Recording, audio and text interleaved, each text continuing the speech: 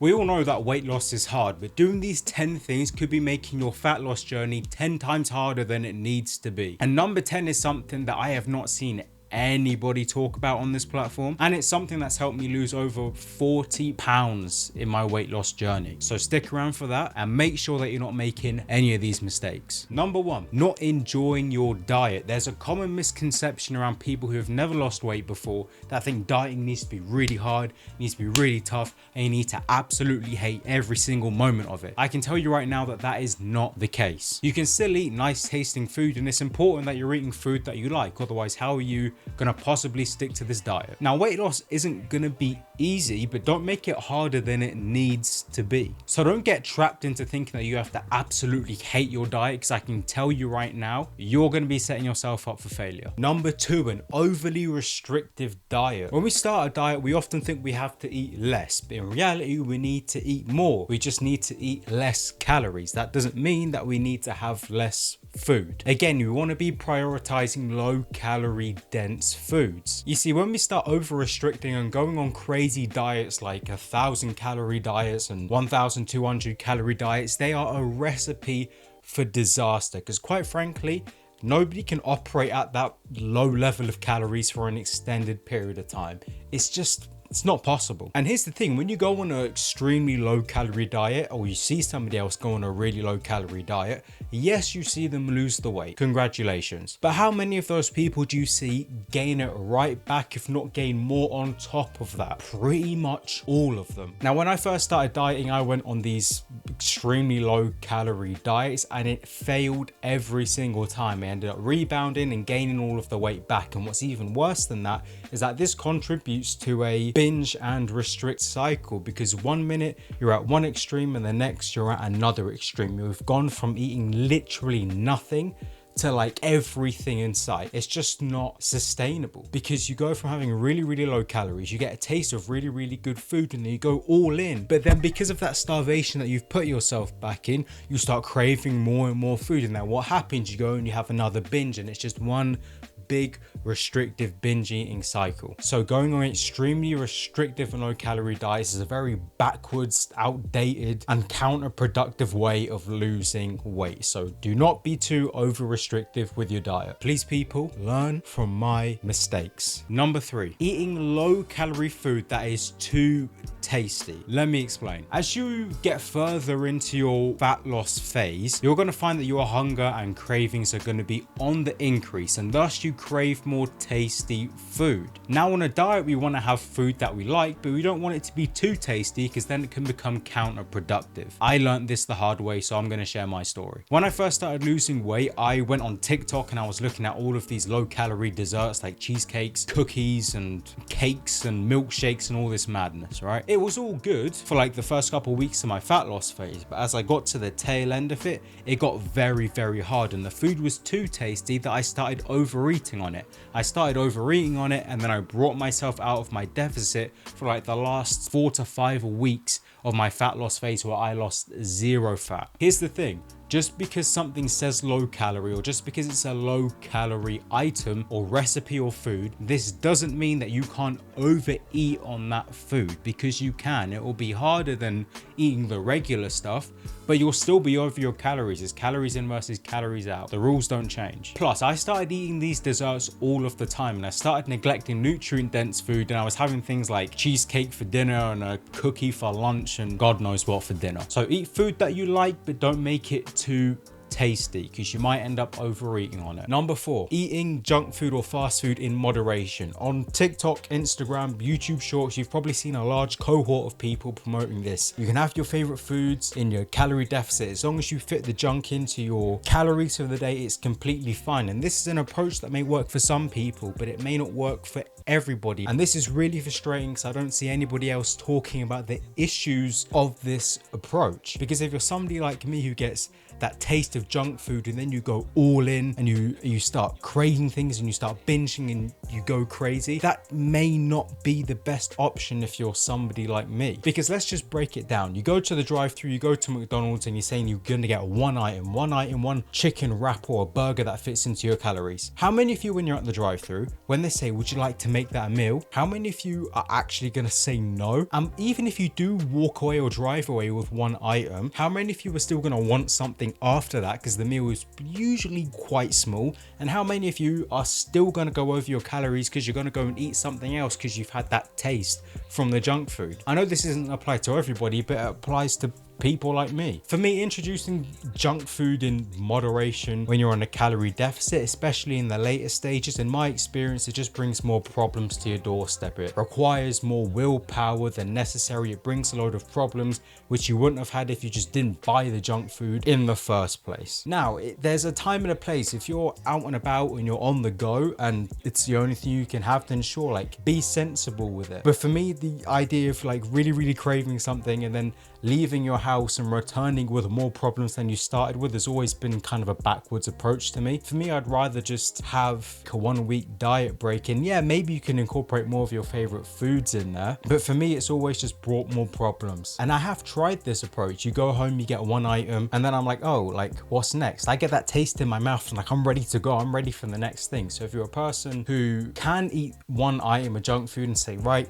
that's enough, I fit it into my calories, this doesn't apply to you, and I am very jealous of you. But if you're somebody like me who gets a taste of junk food and wants to go all in, I would leave the eating junk in moderation out. Just wait until you have a diet break, or wait until you finish your deficit and you're at maintenance, and then you can just have a fun meal and you don't necessarily have to worry too much about the calories. Number 5, thinking low calorie snacks are actually beneficial to your weight loss. Again, let me explain. When you go out shopping, you might see things like the Fiber One bars or low calorie donuts or low calorie cookies, and you probably think, wow, this is a really good choice for my diet and fat loss phase. You might want to rethink that. You see, on face value, these products look like a good addition to your weight loss, but in reality, they can be counterproductive because the food is too tasty. Most times, if you're like me, you just end up eating the whole box anyway. And at that point, if it's like a low calorie Fiber One brownie and you ate the whole box, you would have been better off just eating a regular brownie to begin with. You basically just ate loads of a worse tasting version of what you could have had. And plus, these treats aren't usually very filling and just always leave you craving and wanting for more, which is something that you really don't need when you're in the middle of a fat loss phase. It's just something extra that you need to think about that you shouldn't really be wasting your time on. And plus, there are better alternatives and much more filling options out there that you can either get from the store or that you can make yourself. So just be careful and be mindful of where you're spending your calories and what items you're spending them on. By the way, if you are finding value in this video, then don't forget to leave a like, subscribe, and while you're down there, let me know what is the most amount of weight that you've ever lost. Comment down below. Number 6, not picking exercises that you enjoy. There's so many people online with amazing bodies and amazing physiques saying, oh, this is the best weight training routine, this is the best cardio routine, and that may be true for them, but it may not necessarily be true for you. One person you may see who's six-pack and shredded may say you have to do the Stairmaster for 30 minutes on speed 15 or whatever. If you don't like the Stairmaster and you get bad knees or something like that, then don't do the Stairmaster. Do an incline walk. If you don't like incline walk, then do a regular walk. If for whatever reason you don't like walking, which I don't know how you would have made it this far, but anyway, then do jump rope, box, do something. If it's weight training and this person is saying, oh, you know, you have to do barbell rows, and you don't like barbell rows, they really hurt your back, then do a chest supported row. If you don't like doing preacher curls for biceps, then just do standing bicep curls. Find exercises that work best for you, because if they work best for you, you're more likely gonna like them. If you like them, you're more likely gonna do this for an extended period of time. The best or the only diet and exercise plan is the one that works best for you and the one that you enjoy. So find what works for you and don't make the process any harder than it needs to be, because weight loss is already pretty hard as it is. Number 7, being too ambitious with your goals. We have to set ourselves realistic goals so we don't set ourselves up for failure. Listen, if you're like 250, 300 pounds, then starting off a fat loss phase by saying, I'm going to lose 100 pounds may not be the best way to go about things. How about we lose 50? Matter of fact, instead of 50, how about we just lose 10? How about we just lose 5? How about we just lose the single pound before we start getting too ambitious and committing to goals that you can't even stick to in the long run? The problem is that when you set unrealistic goals and you don't achieve them, you end up feeling really bad, and depending on the person that you are, that feeling of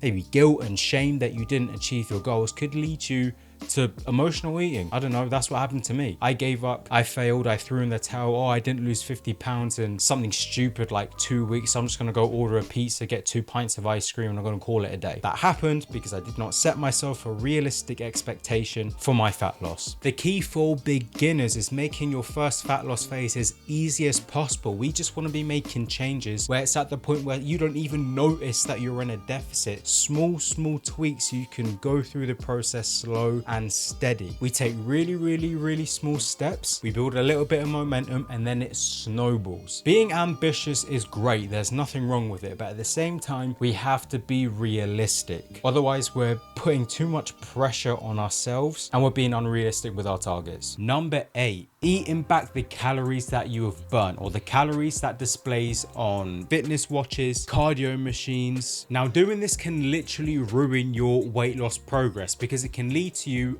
overeating, and I made this mistake. This can lead to overeating because say your watch or the cardio machine or the treadmill at the gym says that you've burnt 1,000 calories. You're thinking, oh wow, this is fantastic, I burnt 1,000 calories. So then you leave the gym, you go back home and you eat back 1,000 calories. Let me tell you what's happened. The machine said that you burnt 1,000 calories, when in reality you probably burned around 300 to 500 calories at most. These things aren't reliable, so I always go back to the 50% rule. Whatever it says on the watch, take 50% off that, and that's probably most likely how many calories you've burned. And what's better yet is just ignore it altogether. Don't even pay attention to it. Eat the same amount of calories, eat the same food, no matter what the watch or the fitness tracker says. Because I know when I was trying to lose weight, this really messed me up. While I was in my first year at university, I was living in Shoreditch. As you come out of our little apartment thingy, there was a little courtyard. And every morning, about like 5:30, 6 o'clock in the morning, I'd go up there and I'd jump rope for an hour. Bang, I go back to the accommodation, I see I burnt 1,000 calories. So what do I do? Well, I eat back 1,000, literally I have like an 1,500 calorie breakfast because I saw how many calories I burnt on the watch. And throughout the weeks and the months while I was at university, I couldn't figure out why I wasn't losing weight, or why at times it felt like I was gaining weight. This is because I was overeating and I was actually in a surplus as opposed to a deficit, because I was following what the fitness tracker said, and quite frankly it's just wrong. So do not follow it. Do not eat back the calories that you have burned. Eat the same amount. Tip number 9, not getting enough sleep. I really have to take my own advice here, but you see, when you have a bad night's sleep, it really messes with our hunger hormones, ghrelin and leptin. Now without getting too complicated here, when you have a bad night's sleep, you're usually hungrier. Now I'm a person who loves going to bed late, but I also have to be up quite early, so it's a horrible combo. But the days I have a bad night's sleep, I am ravenous. I want to eat everything in sight. No matter the calorie tips and tricks, or no matter how much water I drink or how much low calorie dense food I drink, I am still starving. It's a real fight to get through that day, and it takes some real motivation and willpower to do so. What you'll find is that even when you are physically full, your body literally can't hold, your stomach can't hold any more food. Your mind is still like, yeah, like we're eating more. And it's just a mental battle, and it's a lot of stress that can be avoided if you just get a good night's sleep. Now I don't want to throw around any numbers here because it's very subjective. Some people need more, some people need less, but just make sure that you're getting a good night's sleep. Number 10, the tip that I have not heard anybody else talk about, not keeping yourself busy. How many of you have been sat there and you've had nothing to do and you think to yourself, oh, you know what, I think I'm gonna eat something? Number one reason why you're gaining weight, or why you're making weight loss 10 times harder for yourself, you're eating out of boredom. A lot of the weight that I accumulated was because I was bored. I had nothing else to do, so I thought, oh, you know, eating something sounds pretty nice, and then there you go, 700 to 1,000 calorie lunch. Here's the thing, as I've started this whole YouTube thing, if I'm not filming, if I'm not editing, if I'm not scripting, if I'm not doing XYZ, I'm always doing something. And something strange happened. I realized that I wasn't eating lunch around 12, 1 o'clock in the afternoon. I found myself not eating anything, and that's when I soon realized that I never really needed lunch. I don't get hungry. So through keeping myself busy and doing an activity that challenges my mind and where I'm focused and I'm putting effort into something,